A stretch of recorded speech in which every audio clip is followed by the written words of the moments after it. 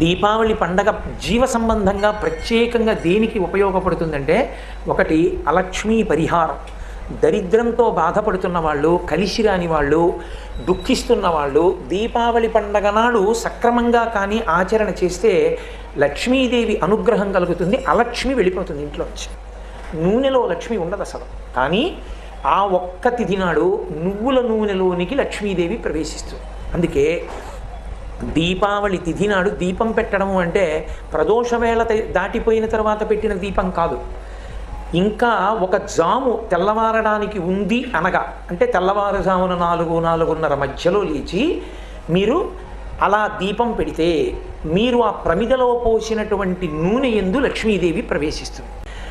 దీపం పెట్టిన కారణం చేత అలక్ష్మి తొలగుతుంది.